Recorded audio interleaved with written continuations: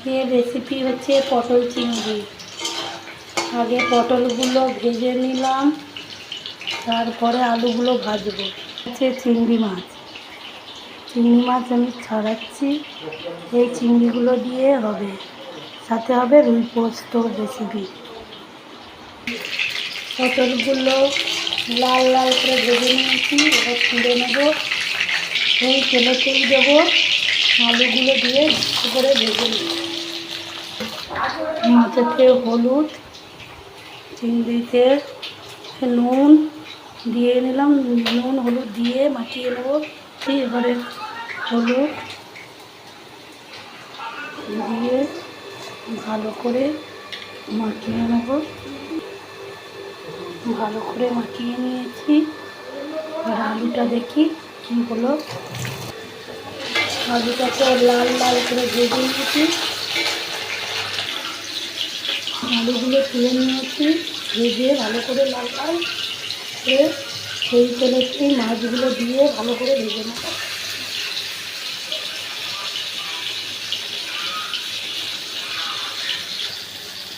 মাছগুলো লাল লাল করে ভেজে নিয়েছি, এবার তুলে নেব। এবারে চিংড়ি মাছটা ভেজে নেব এই তেলেতে।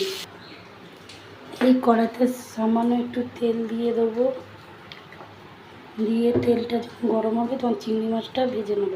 দিয়ে আদা রসুনগুলোকে পেস্ট করে নিয়েছি ভালো করে। আদা রসুন, টমেটো, পেঁয়াজ, কাঁচা লঙ্কা পেস্ট করে নিয়েছি। এই জন্য চিংড়ি মাছগুলোকে ভালো করে তেলে দিয়ে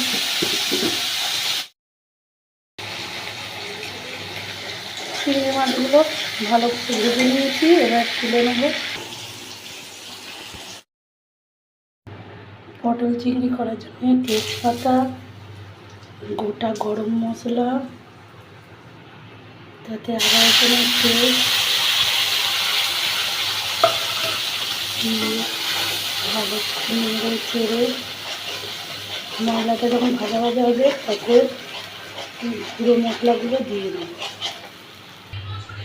মশলাটা ভালো করে ভাজা হয়ে গেছে, এতে দিয়ে দেবো গুঁড়ো মশলা, জিরের গুঁড়ো,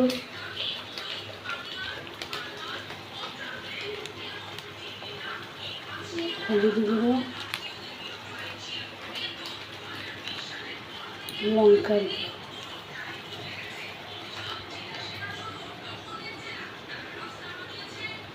সব মশলা দিয়ে ভালো করে নেড়ে চেড়ে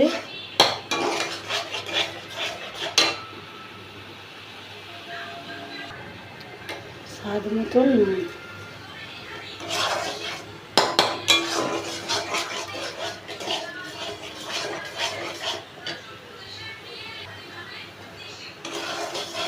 সব মশলাগুলো দিয়ে আবার একটু হালকা করে ভেজে দিলাম।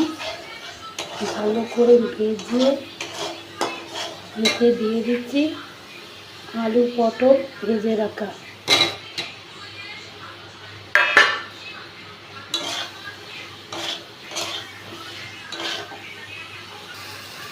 ভালো করে ভেজে নিয়ে মশলা দিয়ে ভালো করে কষিয়ে নিয়ে এবারে জল দিয়ে দিলাম, গরম জল।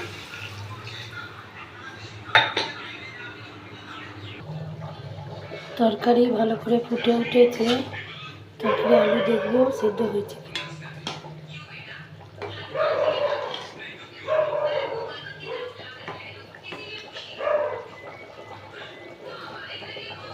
সেদ্ধ হয়ে গেছে, এবারে দিয়ে দেবো ভেজে রাখা চিংড়িটা।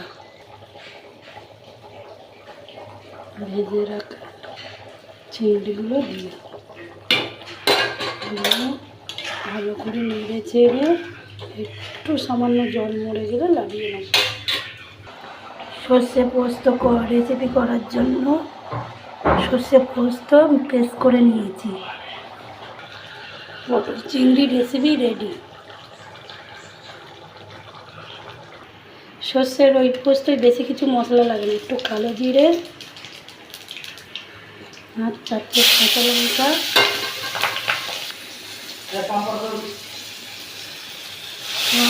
সর্ষে বাটা পোস্ত বাটা একসাথে দিয়ে দিলাম, একটু নুন দেওয়া আছে।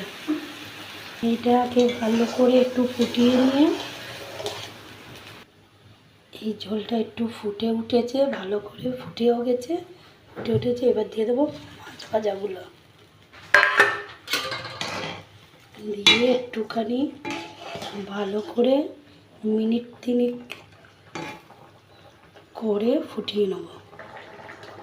রুই পোস্ত রেসিপি, সর্ষে রুই পোস্ত রেসিপি রেডি। আপনার এবারে পুরো থালাটাকে সাজিয়ে দেখাচ্ছি।